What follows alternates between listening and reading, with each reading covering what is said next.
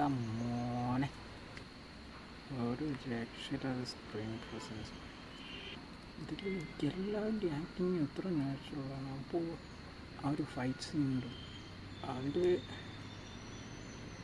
എത്രത്തോളം കൊമേഴ്ഷ്യലൈസ് ചെയ്യാൻ പറ്റും അത്രത്തോളം കൊമേഴ്ഷ്യലൈസ് ചെയ്യുന്നുണ്ട്. പക്ഷെ കാണുമ്പോൾ പക്ക റിയലിസ്റ്റിക്കായിട്ട് തോന്നുന്നുണ്ട്. ആക്ഷൻ കൊറിയോഗ്രാഫി സൂപ്പറായിട്ടുണ്ട്. പിന്നെ ഹെക്സ്റ്റർ, അജു, ശാന്തൻ, കുട്ടി, എല്ലാ ക്യാരക്ടേഴ്സും സൂപ്പറായി പ്ലേ ചെയ്തിട്ടുണ്ട്. ആൻഡ് സ്റ്റോറി കൈൻഡ് ഓഫ് സിമ്പിളാണ്, പക്ഷേ അതാണ് നമ്മൾ സ്ക്രീൻ പ്ലേയിൽ നമുക്ക് ഇരുന്ന് പോകും. സ്റ്റോറി ശ്രദ്ധിക്കില്ല, പക്ഷെ നമുക്ക് മനസ്സിലാകാൻ കാര്യങ്ങൾ.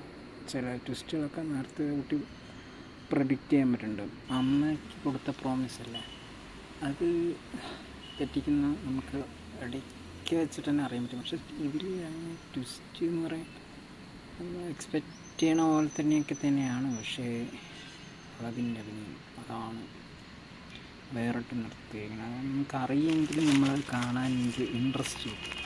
അങ്ങനെ ആ ഒരു ഡിഫറൻസാണ് ശ്രദ്ധിച്ചിട്ടുണ്ട്. ചില പടങ്ങളിൽ നമുക്ക് ഇത് റിപ്പീറ്റ് വാല്യൂകളാണ്. അപ്പോൾ അതായത് ഇത് കുറേ കാലം കഴിഞ്ഞാൽ ചർച്ച ചെയ്യും ആ ഒരു കാറ്റഗറിയിൽ പെടുന്ന ഒരു പടമാണ്. അപ്പോൾ ലൈക്ക് അതാണ് അപ്പോൾ അങ്ങനെയുള്ള പടങ്ങളുണ്ടല്ലോ, അതായത് നമുക്കറിയാം എന്താ നടക്കുക, നമ്മളെന്നാലും നമുക്കൊരു ഇൻട്രസ്റ്റ് തോന്നുന്നതാണ്. അങ്ങനത്തെ ചില റെയർ മൂവീസ് ഒരെണ്ണമാണത്. അപ്പോൾ സച്ചിൻ ഗോപു ഫഹദിൻ്റെ കൂടെ ഉള്ളതല്ലേ, പുള്ളിക്കാരൻ നൈസാണ്. അതായത് ഫഹദിനെ ഓവർടേക്ക് ചെയ്യുന്ന പല സീൻസും ഭയങ്കര ഹിലേറിയസാണ്. അതായത് നമ്മൾ ഒട്ടും പ്രതീക്ഷിച്ചില്ല ഫസ്റ്റത്തെ ആ ഒരു ഫൈറ്റ് സീക്വൻസിൽ പുള്ളിക്കാരൻ സ്കോർ ചെയ്ത്.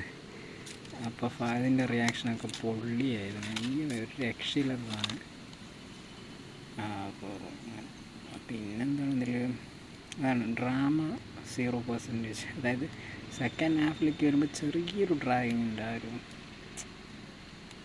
അതിൻ്റെ വീട്ടിൽ വെച്ചിട്ടുള്ള ആ ബർത്ത്ഡേ സെലിബ്രേഷൻസ് അവിടെ കുറച്ചൊന്ന് ഡിലേ വന്നെങ്കിലും ക്ലൈമാക്സ് തൂക്കി, അതുകൊണ്ട് രക്ഷപ്പെട്ട്.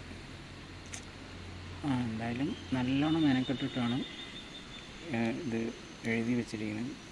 തോമാതാവും ഡിസേർവ് ആൻഡ് പോസ് ഇത്രയും ക്വാളിറ്റീസ് പ്രത്യേകിച്ചൊന്നും പറയാനില്ല. പൊളിച്ചാടിക്കും.